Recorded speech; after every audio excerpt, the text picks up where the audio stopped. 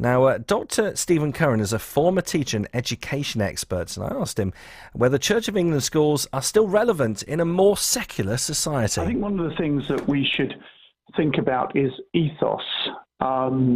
There is a Christian ethos which is valuable to the nation, and although we don't want to underrate secular values and those things, I think there is a unique perspective. And I think this is historical as well, because we cannot divorce ourselves from the history of our schooling. The poor and the general population were educated really initially by the churches. And I think that's really important historically. There's a value in that.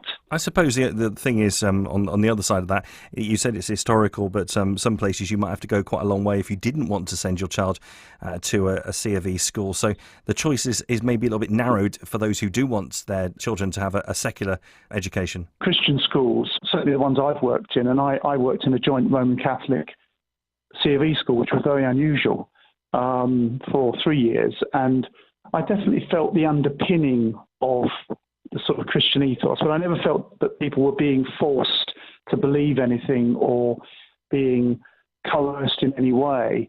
And I think that's an important thing, because the fact that Christian influence has been in schools for centuries means that there's been a sort of an evolution really in the way that that's expressed. I think the key thing is that there is an attitude of love and care, which is not unique to Christian faith or any other faith, but I think it sort of underpins the ethos without necessarily pressing a message that you need to believe this or that. What about faith schools in general? Do you think they're a positive thing to have opening still, or is this a historical thing which we should leave behind? I think certainly on the whole they're a positive thing. Christian schools, Roman Catholic, Anglican, have had centuries to bed in and to integrate and to adjust their approaches so that they don't restrict people's freedom and people's choice to believe or not to believe. Providing faith schools can subscribe to that, and also they have a mix of children from all different backgrounds, and Anglican and Roman Catholic schools certainly do. I don't have any objection to that, but if there is some kind of exclusivity, I think that's problematic.